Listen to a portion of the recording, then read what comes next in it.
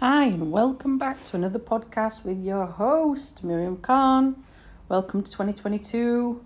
Those of you that are tuning in from a long time before, thank you very much for listening out to my show.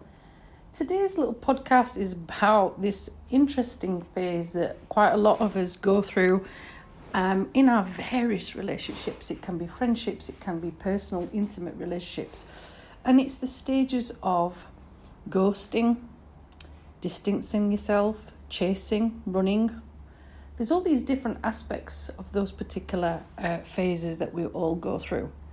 And I'm going to just discuss these and focus on them as well in regards to how stereotypically, or in my experience as it seems, how certain genders approach these particular various stages and how we sort of can get fixated with them, how we can sort of push someone away, pull someone away, how we perhaps sometimes drive someone away, and sometimes how we find that someone that we want or need, and unfortunately things just don't work out for various reasons, there's various stages of that. So let's have a look at this. Let's have a look at these sort of scenarios, okay? Let's get comfortable. Let's get ready to discuss some topics that might, for some people are causing various issues like this. So you might be in a stage where you're early on in a relationship. It could be that it's somebody that you've liked. It could be somebody that you've really appreciated. It could be a friendship that perhaps is, going into something more in depth. Okay, so you've maybe realized the two of you have gone from the friend zone to potentially the relationship zone. You both like each other. You like your companionship, you like your friendship being more. There are feelings there between the two of you. And, the two of you are perhaps trying to work out what this means, okay? And then there are other situations where it could be that it's somebody that you've met recently, somebody that you've just known a short space of time, and somebody that you would love to get to know a bit better, someone that you want to spend time with. You feel like there's a connection there. You feel like that you have things in common. And you feel like this is someone that is worthy of your time. There's certain categories that you might have in your head, in your subconscious head, that, this person potentially is a good partner or a good match for me or a good relationship for me or a good companion for me. There'll be certain things that you personally are looking for in this person. And, maybe you weren't expecting to have a relationship at this particular status in time, but it happens, So you're sort of ticking off those various things in your head. The ones that sometimes are unexpected are the ones where you're not even looking for a relationship. You don't even realize that person has feelings for you, and you don't know that you've just been getting on. This person has been a friend. You've been in the friend zone. By friend zone, I mean, it's clear there's boundaries there between the two of you, that nothing was going to happen romantically, but as it happens sometimes, not always, sometimes these things happen where one person has a crush on the other person and the other person sometimes doesn't know. And sometimes the person does know, they make it clear. That is where sometimes things can not go wrong, but they can be strained and they can be slightly, adjusted in our regards to our friendship. Things change, okay? And they'll change for various reasons. It could be that the other person is not comfortable with this situation. They are feeling very panicked. They don't want to mess up the friendship. They don't want to ruin what you have, which is between you, which is a very good, relationship in regards to friendship. Because they know that if they make it into a permanent relationship, it can get messed up. They will lose a good friend. Sometimes that's something that they are weighing up way more than thinking about the actual other aspects of the relationship that could happen. So these things can be quite challenging for some individuals. It pushes them away. Other people might look at it and think of it as a blessing and think, this is something I really want to explore. It's something that I would love to spend more time with. This is someone I treasure in my life, someone I respect in my life. It's someone that I am loyal to, someone that I care about. So of course I want to spend that time with them. But what we don't do sometimes as human beings is we don't communicate that well, okay? And this is going to sound really, really rude for those of you listening in, really rude. But unfortunately, in the experiences I've had from other people that I've been helping and counselling, and from personal experience in the past too, it tends to be the male that does the running away, not the female. Very rare occasions the female is the one that's run away. It tends to be the male. And it tends to be when the male has said, I have feelings for you, I've got reciprocation of these feelings for you. Or they've realised that, they want to take that friendship to another zone, to another level. Or they're in a situation where they realise that they've got feelings, they have got feelings.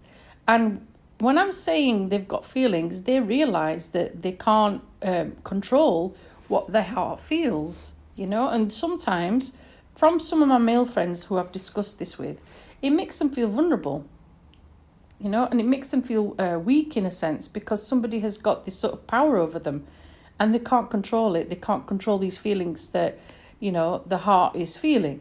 So in many, many ways, sometimes what they do, rather than confront the emotions and rather than, explore that aspect of themselves that potentially could go into, like I said, something more than a friendship, or they've gone into a zone where they've said to the other person, yeah, I like you. I mean, that is the first hurdle. That's the first step. And for many, many people, especially guys, that seems to be the hardest thing to say. And then in some cases, the guy has said the L word, dropped the L bomb, and in a lot of ways, they've dropped it maybe early. Okay, they've dropped the L bomb, as we call it nowadays, very, very early. And then they've done a runner, They've said it to the person, they care about.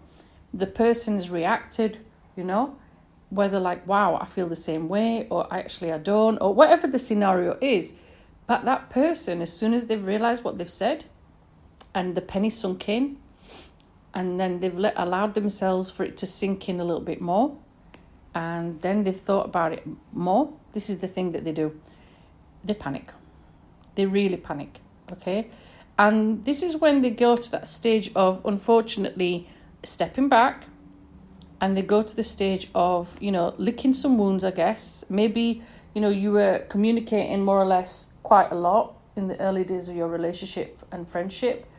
And as soon as you've dropped that L-bomb, they've sort of backed off, okay? Now, what the other individual does tends to be female. It can be male too, but it has tended to be female. They go through this stage of like cat and mouse, chasing each other, running from each other, okay? So what I mean by this, think about like famous cartoons you've got, like Tom and Jerry.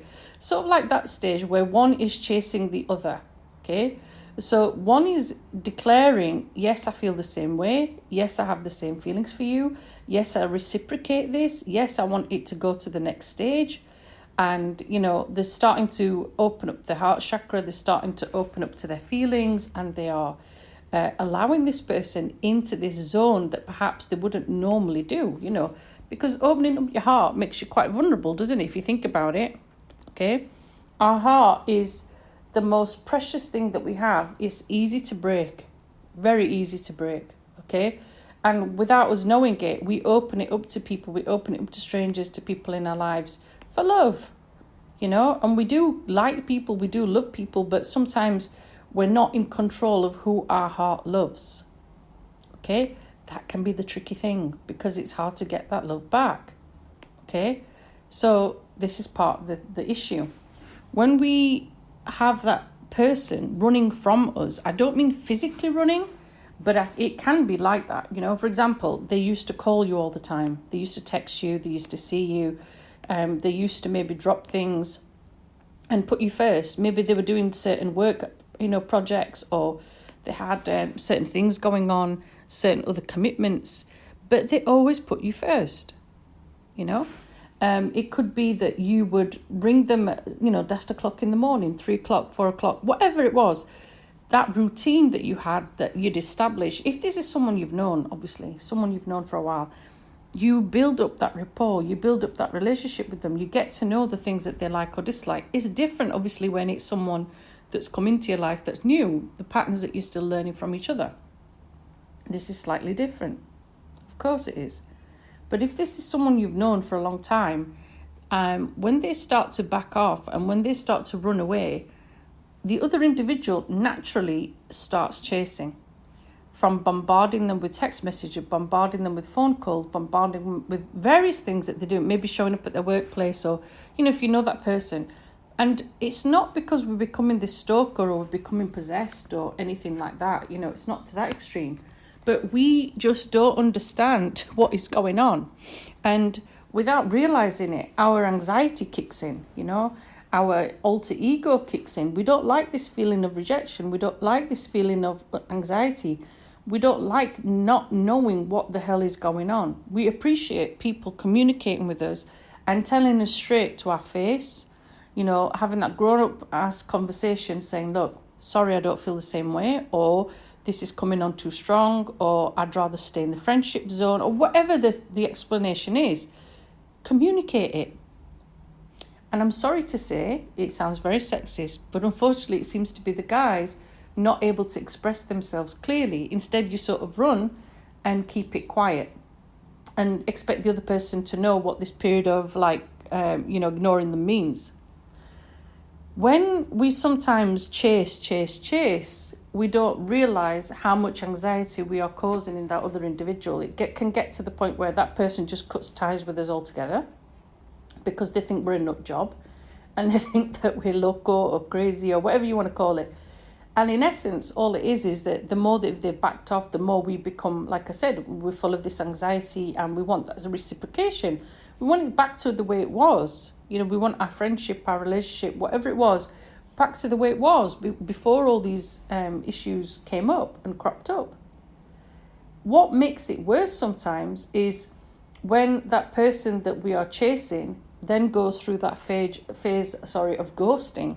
So, they're not even picking up your phone call. They're making it clear that they're ignoring you.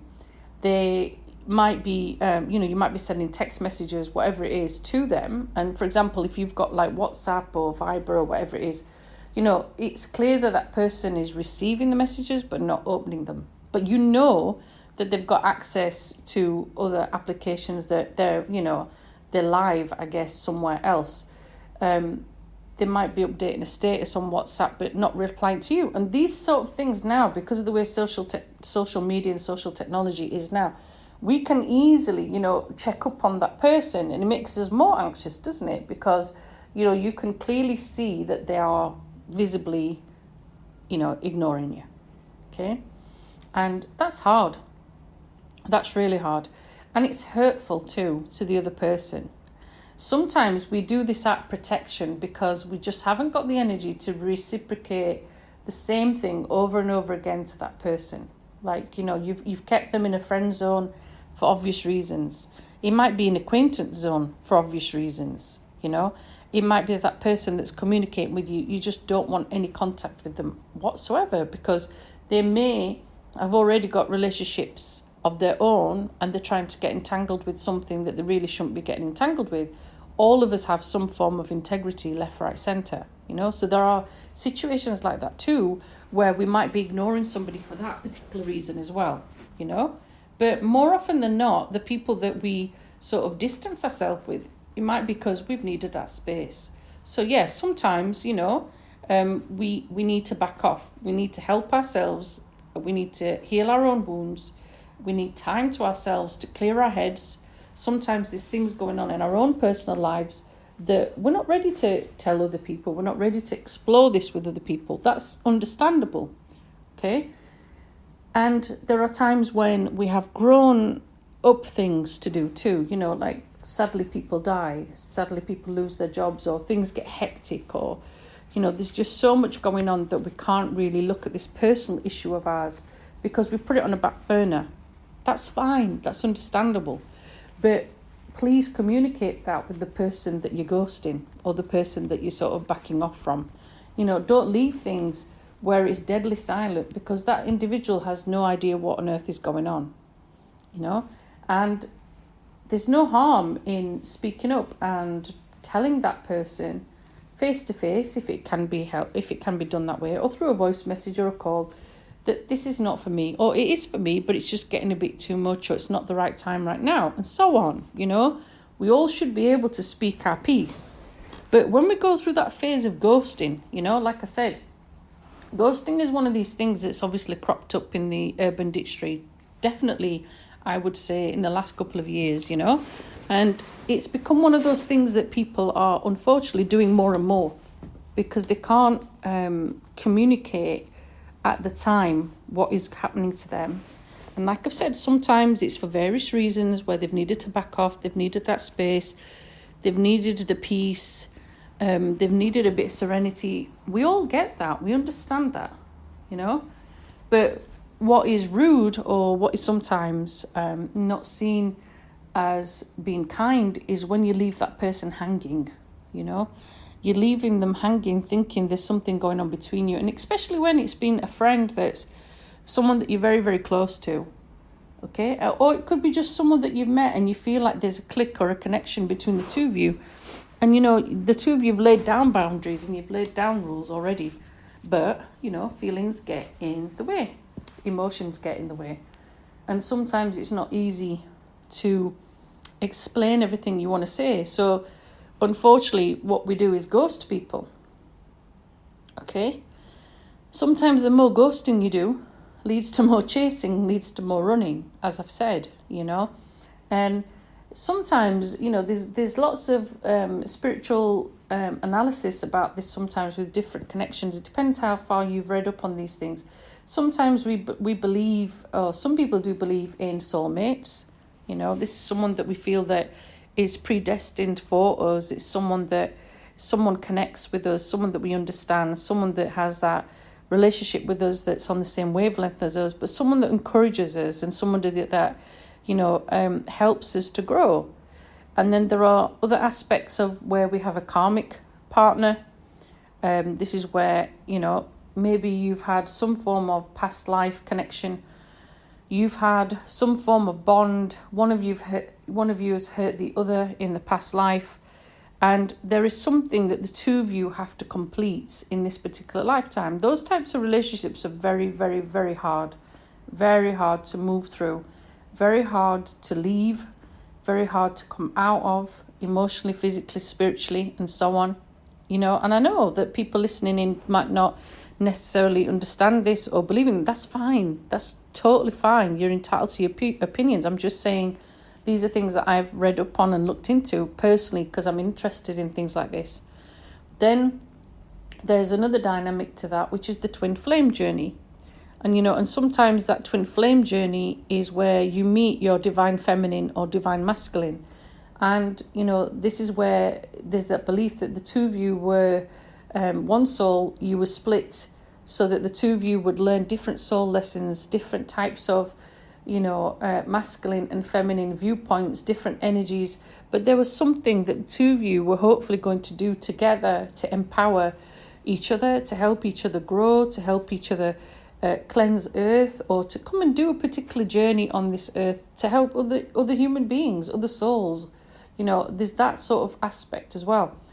The reason why I'm mentioning this is because part of that twin flame journey has the dynamics I'm talking about in regards to running, chasing, becoming one again, understanding why we chase and understanding why we run and understanding why that intensity is there between the two of you as well. I didn't really know much about twin flame connection, only I'd say in the last 2 years or so when I started to look into all this aspect. And I can see where there is that intensity. It comes as a surprise, it comes as a shock. You don't really understand what is going on. So in some relationships where you are totally infatuated with them, it doesn't matter what your age. I mean, you could be in your 50s, your 60s, you could be in your 40s, you could be in your 30s, and you are obsessed with this person to the point where you feel like this little teenager, with these hormones that you can't control. And when you're in this stage of a teenager, think back to when you fell in love for the first time or liked someone for the first time. You really are not in control of your heart. Your heart's gone. It's been stolen. That other person who has been around, the person that's sort of in this situation with you, has stolen it. And you find yourself in this stage where the person is ghosting you or, physically stepping back and you're chasing them. You are acting like this obsessed teenager because you don't know what else to be. You are feeling all these intense feelings, and all you want is that person to like you back or love you back or whatever the scenario might be. And it can be heartbreaking, it can be really heartbreaking when that person won't even pick up your phone call or your text. And this is someone that you're normally involved with all the time, So what can we do if we're on the receiving end of those particular, scenarios or experiences? It is not easy. It is not easy. Keep yourself busy, Pour that affection and that love into yourself, definitely. Work on different aspects of you that you need to work on. It could be that you want to go and do particular clubs, or you want to do new activities, or you want to work on your own soul mission. You want to work on aspects of yourself. Go ahead and do that. Don't put things on hold just for this individual to come back. Keep living your life. Maybe you are wanting to go and travel more. Maybe you're wanting to go and discover new aspects of yourself more. You may be creating more new relationships in regards to friendships within your life. Perhaps you are wanting to date other people purely so that you can experience being with someone else. Not to forget the person that you're into, but just to allow you to take a step back, and let go of that control element. Also, being by yourself, spending time by yourself, realizing that, not always do you need someone else there to help you be in a relationship. Maybe this is not the right time for you or them. And that's the wake-up call that you're having as well. That's the epiphany that you're having as well. Sometimes, stepping back is the right thing to do because it takes the pressure off you and it takes the pressure off them. And sometimes when we step back as well, we sort of realise, hold on a minute, the feelings that I had were intense, and they were intense because of A, B, C, D, E, F, G. Sometimes I've known individuals get deeply involved with somebody like that, and it's an escapism to whatever it is that they're experiencing in their own lives. Sometimes it's not. It's a friendship of mutual trust, love, respect, kindness, of joy. And it can be something where that friendship and that relationship has really helped us through a tough time. So, we've leaned on each other for whatever reason. So there are different aspects to that too. But mainly trying to work on yourself and trying to heal yourself, trying to enjoy your own company and enjoy the friends that do reciprocate you at that time is more important than the person that is ghosting you or not talking to you or not communicating with you for whatever reason. I'm sure that when that individual has had the headspace that they've needed and the time that they've needed, they step back and they step back into your life to let you know what's gone on. And it could be that they just test the water a little bit, they're sort of like dipping their feet in to see, how's this person going to react? Are they going to shout at me? Are they going to scream at me? Are they going to carry on like we did before? That is purely down to you and how you respond. It also is down to you and your boundaries. Nobody's saying to you, allow a toxic person, for example, to get back into your life again. Nobody's saying that to you at all. But, be aware of what this person's relationship is with you. Look at the dynamics, look at the boundaries. Do they deserve that chance? Were they somebody that you were leaning on, for example, through a tough time and you needed them and they stepped out, for example? It might be that they couldn't cope with it. That's fair enough. But you have to look at that relationship yourself and you have to look at what the dynamics are and whether that person deserves another chance of coming back in. None of us want a person that takes the mickey, and we want someone that respects us and takes care of us and is compassionate and is respectful towards our heart and respectful towards our boundaries and respectful towards what we want in life, When they've stepped out and they've ghosted us for whatever reason, have they apologized or have they explained? Have they said, what is going on? Can we relate to that? Can we show some compassion, instead of getting argumentative about it or doing the blame game? And it's very easy to do that when your emotions are attached, Like I said, when the heart is attached, our heart says and does things that the other person maybe not doesn't realize that we're feeling, because, like I said, when we're feeling emotions towards someone that we've liked, or that someone that we've started to fall in love with, or whatever it is, we have that vulnerability about us. We have that feeling of weakness because, that person has taken our heart, and the other person will be feeling the same way. And it's just that they don't know how to express that sometimes. They don't know how to explain it sometimes, and they're not used to feeling that way. They're not used to feeling vulnerable. They're not used to feeling attached to someone either. So like I said, sometimes what they will do is stand back and detach because it makes them feel safe, It makes them not feel as vulnerable. It makes them feel protected by standing back and not saying a word. And don't get me wrong, they'll be standing back and watching as well. That's the thing. Nowadays, with such social media, people can't help, observe another person or, have a look at what they're doing if they're on certain social media platforms. Sometimes they don't. But the main thing is that if that person does step back in your lifetime and they want to, rekindle the friendship, rekindle the relationship, or just stay as friends, then you have to make that decision whether that's the right thing for you to do or not. Sometimes it can be very tricky to go back to the friendship zone, and sometimes those boundaries have been lost for a long time. Sometimes they can be fought back again, and sometimes they can't. And that's the other decision that we have to make as human beings. We have to look and we have to evaluate what that friendship meant to us in the first place. If it was someone that we highly respected, we valued, and we really cared about, we look at that and think, do I want this individual back? Can I accept them back? Can I accept the boundaries that I'm going to reinstall into this situation? Was this something that this person, for example, might have been chasing me and being obsessed, but was it because of various things going on with them? Can I see that? Can I understand that? Can I respect that? Can I put some new boundaries in to my relationship with them to say, look, I'd appreciate it if next time you didn't do this, this, this. And we, continue our friendship on this route and doing this particular situation or this particular scenario. And at the end of the day, like I said, it requires that grown-ass conversation. They're not the most comfortable ones to have, but they're the ones that people do respect and people do appreciate and people do want more of, because without it, how are people going to understand what you want from them? It's not easy.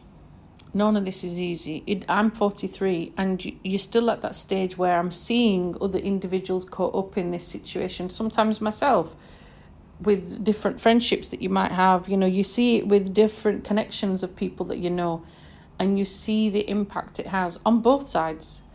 And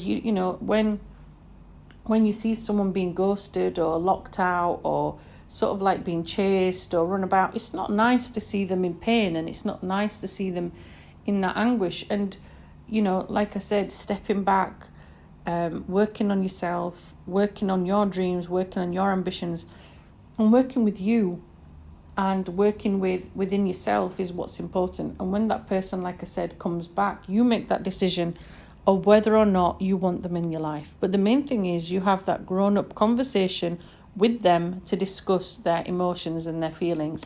And trust me when I say, and I'm sorry to sound really sexist here, but with guys, it's almost like we have to pull it out of you, emotionally. Some of you, not all, some of you are very good at being poker players, where you hide that really, really well.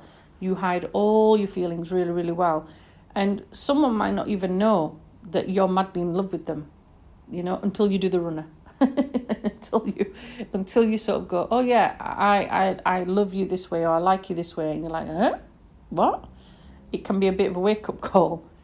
But don't be scared of opening up your hearts, guys. Don't be scared of letting people know how you feel. Life is unfortunately very, very short. And yes, there are times we're going to face rejection. There are times that the other person does not reciprocate how we feel.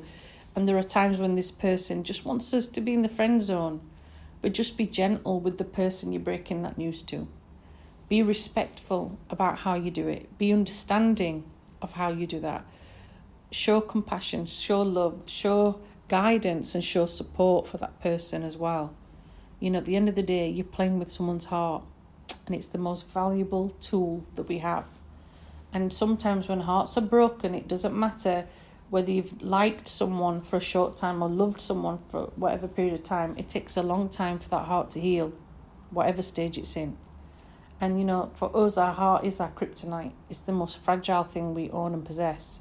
So when we sometimes give part of our heart away, you know, we never get it back. And sometimes our heart is changed forever too. So be gentle when you are breaking that news to that person, and be mindful of the fact that it needs a bit of tender loving care when you are rejecting that person or letting them go or having that grown-ass conversation, you know, and finally saying how you feel. I'm sure we're going to do more topics like this because there are people out there, you know, burying their feelings, burying their hearts, burying what they really feel and running away, you know, instead of facing what's in front of them that could be beautiful. So wherever you are in your relationship status of this scenario, I wish you all the best. I wish you strength. I wish you joy. I wish you freedom. And I wish you happiness. I wish you happiness. Take care. Blessings. Thanks for tuning in. This has been Miriam Khan at Raise Your Vibes.